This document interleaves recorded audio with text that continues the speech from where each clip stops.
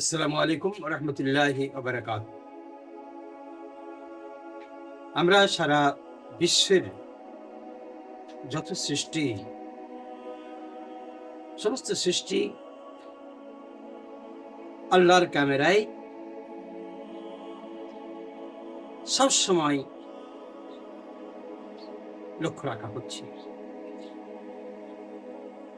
তার ছবি আছে, সীমালঙ্ঘন করলে তার বিচার হচ্ছে।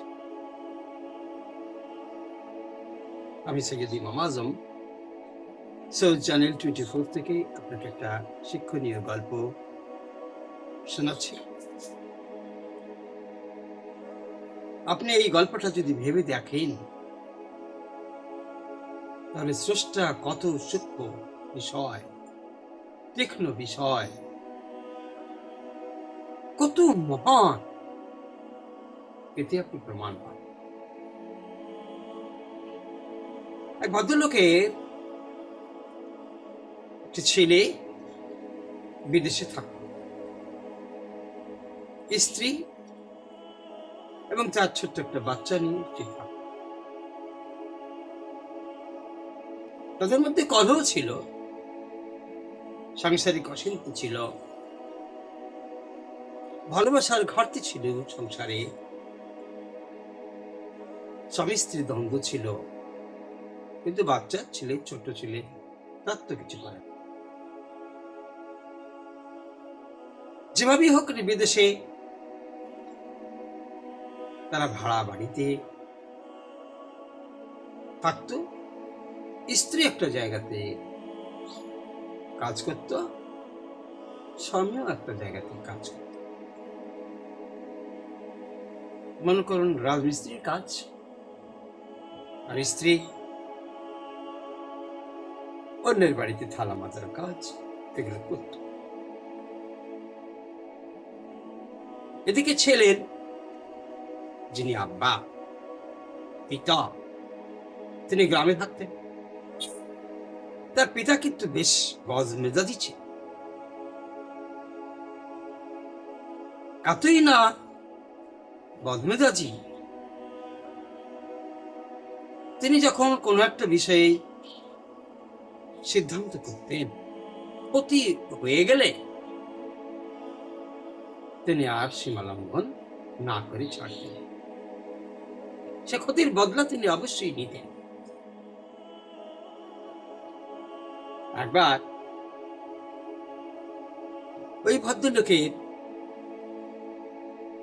একটা বেশ বড় মরগ ছিল। মরগ সে ভালোবাসত, একটাই মরগ। সেই মরগটাকে একবার একটা শিয়ালে ধরেছিল। এতে মরগটা চিৎকার করতে তার গার্জেন অর্থাৎ সেই ছেলের পিতাটা বেরিয়ে এল এবং লাঠি নিয়ে ওই শিয়ালকে তাড়াতো।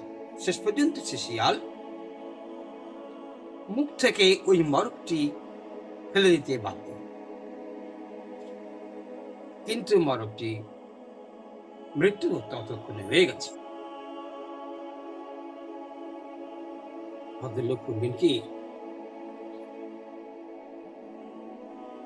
আমি এমন এক ব্যক্তি যার মরগ শিয়ালে নিয়ে যাবে, এটি হতে পারে না।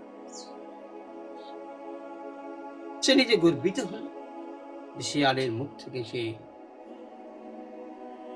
কেড়ে নিল তার মরগটা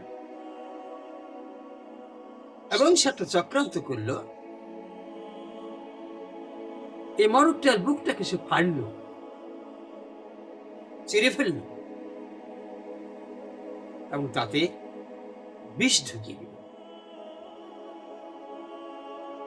দিয়ে সেই লোকটি, বদমেজাজি লোকটি, যেখান থেকে শিয়ালটা মরগটিকে ধরেছিল ওই জায়গাটাতেই সেই মরগটিকে ফেলে রাখে। বুকটা মরগটির ফেলে তাতে বিষ ঢুকিয়ে আবার সে সেলাই করে দিয়েছিল, সুতো দিয়ে বুকটা সেলাই করে দিয়েছিল। রেখে এলো। তো শিয়াল তো, সে তো জানোয়ার, তার তো তত বুদ্ধি নাই। সে আবার ঘোরাফেরা করছিল সেখানে, এবং সেই মরকটিকে সে দেখতে পেয়ে সেই মরকটি সে মুখে করে নিয়ে গিয়ে তার স্ত্রীকে, তার যার সঙ্গে সে থাকে, শিয়ালটি একটি গর্তে, একটি জঙ্গলে থাকে, তার বাচ্চাকে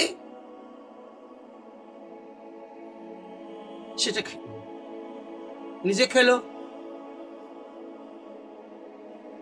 তার বাচ্চা খেলো, এবং সেই বাচ্চার মাও খেল।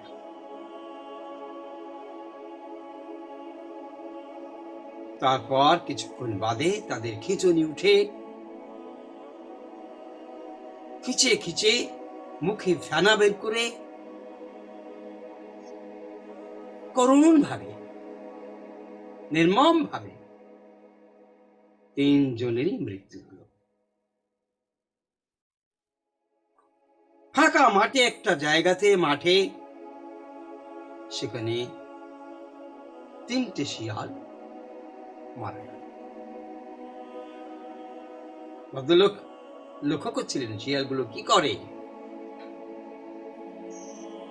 যখন দেখলো যে তিনটে শিয়ালই ঘন্টা খানিকের মধ্যে সব মারা গেল, সে গর্ব করে মুচকি হাসতে হাসতে বাড়ি ফিরল। চিনো না তো আমাকে, আমি কোন চিজ? তুমি আমার মোরগ ধরেছিলে, এখন তোমার ছেলে, তোমার বাচ্চা, তোমার স্ত্রী, বাচ্চার মা, তুমি মজা পেলে তো, মৃত্যুর মজা চাখলে তো, খেলে তো। এইভাবে সে মাঠে শিয়ালগুলোকে মৃত্যু অবস্থায় দেখে আনন্দিত হয়ে মাঠে কাজ করছে। এর মধ্যে তার কানে এলো বাড়িতে প্রচন্ড হইচই, কান্নার রোল পড়ে গেছে। কি হলো আবার বাড়িতে?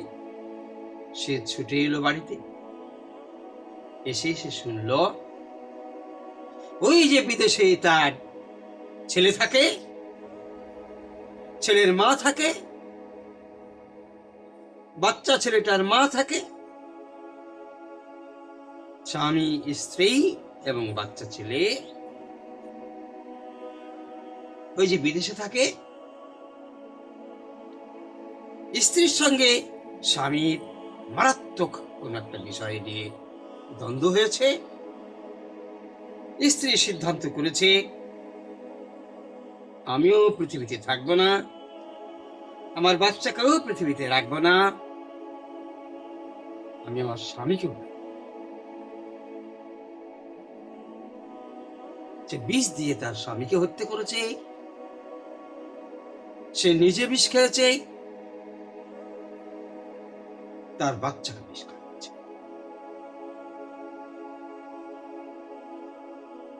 এই সংবাদ শুনে সে বাড়ির আঙিনায়, উঠানে গড়াগড়ি পাচ্ছে।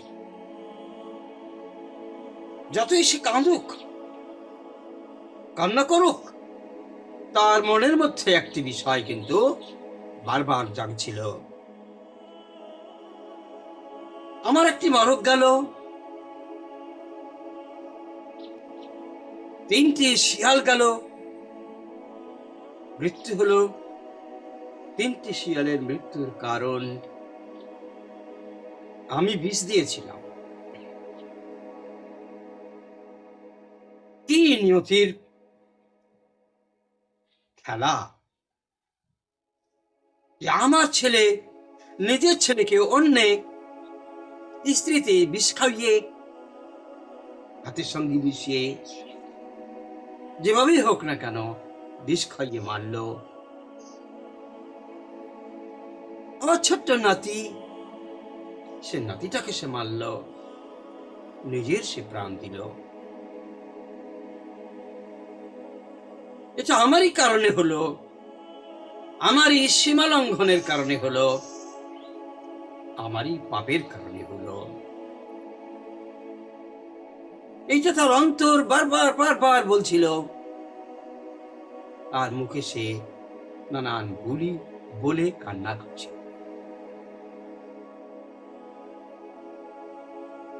আমি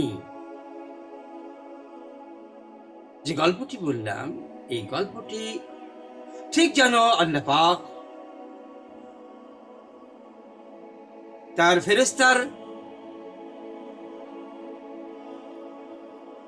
নিজে আল্লাহ পাক লক্ষ্য করে তার সীমা লঙ্ঘন করার কারণে তার এই ক্ষতি, তাকে তার এই মৃত্যু তাদের দিয়ে বোঝাতে চাইলেও আল্লাহ বোঝাতে চাইলেন, দেখ মরণের যন্ত্রণা, তো ছেলের শোক, ছেলের মায়া, তোর নাতির মায়া, তোর নাতির মার মায়া। তুই যেমন 3টে মারলি, আমিও তোকে 3টে দিলাম। এর পরিবর্তে আবারও তোকে জাহান্নামে অজস্র কোটি বছর পুড়িয়ে তোর জন্য মিনিমাম 3টে মৃত্যু তো হবে। আজকে আমাদের সমাজে এরকম করে মানুষেরা সীমালঙ্ঘন করে, এক একটা পাপ এমন এমন করে দেয় যে তার পাপ তাকে দুনিয়াতে পাকড়াও হয়। ওই লোকটি তার স্ত্রী ছিল না, এই জন্য সে একাই থাকতো, সামান্য একটু জমি নিয়ে থাকতো। লোকটি ছুটে গিয়ে নিজেও বিষ খেল, মৃত্যু হলো।